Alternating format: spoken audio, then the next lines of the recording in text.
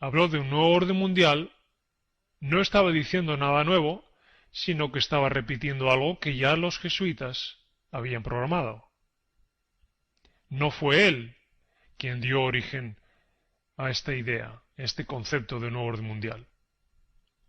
Y teniendo en mente toda la simbología que estamos viendo, observemos esta imagen de la gran pirámide americana en Memphis, en Tennessee, junto al obelisco. La nación de los Estados Unidos está llena de simbología pagana y masónica, porque los jesuitas lo han querido así. Ahí tenemos el obelisco en Roma, el que está delante del Vaticano, porque en Roma hay 13 obeliscos, y ahí tenemos a la derecha el obelisco en Washington, que mide exactamente 666 pies. ¿Quién fue quien construyó eso? El monumento a Washington, que es como se llama, fue diseñado por el masón Robert Mills, quien fue considerado el primer arquitecto de los Estados Unidos. La Casa Blanca fue construida por James Houban, también masón. Ahí tienen el símbolo en el medio de la masonería. Y toda la ciudad de Washington tiene un diseño que fue llevado a cabo por masones, y quien quiera conocer más datos, le remitimos al vídeo Riddles in Stone, donde describe todos los detalles de cómo fue diseñada esta ciudad. Es por eso que los masones han tenido tanta influencia en la historia de los Estados Unidos, que el propio Congreso, el 5 de enero del 2007, aprobaron una resolución, la número 33, en la que el Congreso reconocía la labor de los masones en la historia de los Estados Unidos. Cuando el Congreso está reconociendo a los masones, en realidad está reconociendo a los jesuitas, que son quienes controlan a los masones. Si observamos cómo consiguieron desarrollarse los católicos en los Estados Unidos, vemos que los jesuitas, desde bien pronto, favorecieron la inmigración católica a este país. Entre 1881 y 1880, 1 millón de católicos aproximadamente llegaron a los Estados Unidos, otro millón más en la década posterior, y entre 1900 y 1910, 2 millones de católicos entraron en los Estados Unidos. Así que las 5 fases del plan para infiltrarse en los Estados Unidos, para hacer de los Estados Unidos un país católico, fueron en primer lugar la infiltración de los jesuitas, la infiltración de la masonería, poder favorecer la libertad religiosa, pero para que la Iglesia católica se desarrollara más que ninguna otra iglesia, poder tomar el control y el dominio por parte de los católicos, y el quinto y el último plan, la última fase, será terminar con la libertad religiosa una vez que los jesuitas tengan completamente controlado el país. Y la infiltración se ha llevado a cabo por medio de la educación, a través de las universidades, por medio del entretenimiento, por medio incluso de las iglesias protestantes que están infiltradas por los jesuitas, por medio de la política, el sistema judicial, el ejército y la prensa. Y es interesante que el libro Los jesuitas americanos nos cita que en la Segunda Guerra Mundial había 243 jesuitas dentro del ejército americano. El libro Cortinas de Humo, en su capítulo número 11, habla del plan para una América católica.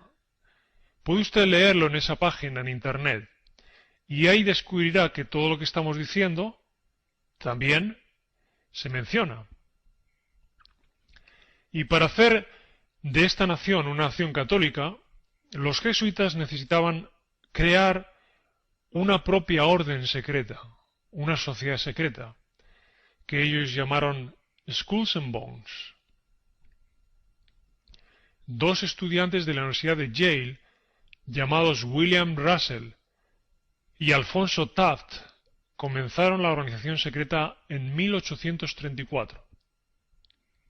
El juramento es muy similar al de los jesuitas. Sabemos que Russell había viajado a Alemania, donde conoció a Weishaupt. Este último le introdujo a Russell en los Illuminatis, y Russell volvió a Estados Unidos para crear la versión americana de los Illuminati. Ahí tenemos la imagen de Skulls and Bones con el 322. Y ahí tenemos a Francisco Borgia, que es un personaje poco conocido, pero según algunos historiadores lo mencionan como cofundador de los jesuitas. Sí sabemos que fue un jesuita, incluso llegó a ser tercer general superior de los jesuitas entre 1565 a 1572. Y en esa imagen obsérvese la imagen de la calavera. De ahí es que tomaron los Skulls and Bones su imagen. Ahí aparece una estatua de Francisco Borgia de la colección del Marqués de Santo Domingo, y obsérvese bien porque ahora la calavera aparece con dos huesos cruzados. ¿De dónde sale ese símbolo? Antes hemos mencionado el cuarto juramento de los jesuitas. Cuando un sacerdote va a juramentarse, en su cuarto juramento, encontramos en el juramento que está en la Biblioteca del Congreso de los Estados Unidos que él jura de rodillas con dos banderas sujetas por dos jesuitas. Una es la bandera del Vaticano y otra es la bandera negra con una daga y una cruz roja encima de una calavera y dos huesos cruzados. Esa es posiblemente la daga que también lleva el Papa en su vestimenta.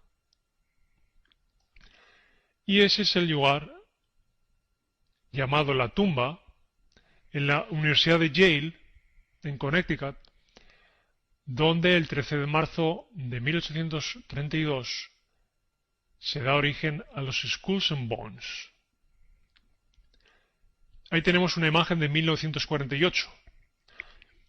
Obsérvese en el centro el logo de los Skulls and Bones. Pero obsérvese la persona que hay a la izquierda del reloj. Si aproximamos la imagen, nos encontramos con Bush, Bush padre, formando parte de esta sociedad secreta. Y ahí tenemos la ficha de George Herbert Walker Bush, perteneciendo a los Skulls and Bones. Y ahí tenemos a Bush hijo, que el 8 de febrero del 2004, en una entrevista para la televisión NBC, admitió pertenecer a los Skulls and Bones. Por eso se lleva también con los masones, tal y como lo vemos en la imagen cuando era gobernador de Texas. Y por eso no es casual encontrar esa imagen en el propio ejército de los Estados Unidos. Y lo encontramos también en iglesias católicas, lo encontramos en el Vaticano. Ahí vemos una exhibición sobre la Inquisición en el Museo Vitoriano en Roma. Lo encontramos en los faldones masónicos, en los anillos. Y es por eso que tanto republicanos como demócratas, los dos están bajo las órdenes de los jesuitas. Sí, los dos están bajo las órdenes de los Skulls and Bones. No importa si se vota a unos o a otros, los jesuitas controlan las dos partes. Esta es la Universidad de Georgetown, como hemos dicho, fundada por John Carroll, la primera universidad jesuita, para preparar a los sacerdotes católicos en teología. William Gaston, según nos dice American Catholics, dice que fue el primer estudiante de Georgetown que llegó a ser congresista de los Estados Unidos. Y en su página 173 dice: el desarrollo más espectacular de la vida religiosa de América al final del siglo XIX fue el crecimiento de la Iglesia Católica. Así que la Iglesia Católica poco a poco ha ido creciendo y ha ido utilizando sus medios, sus universidades, políticos, para poder crecer hasta ser lo que hoy es en los Estados Unidos. Otro colegio fundado por los jesuitas, el Loyola College, en Maryland, la Universidad de Loyola en Chicago, la Universidad Católica de América en Washington, fundada en 1889, Universidad de Loyola también en Nueva Orleans, en 1904. Todas estas universidades se rigen por un libro de instrucciones académicas para todas las universidades llamado Ratio Studiorum. ¿Qué nos dice el libro del conflicto de los siglos que va a ocurrir cuando los jesuitas tengan el completo control de la nación? Haciendo referencia a la Constitución, dice: la Constitución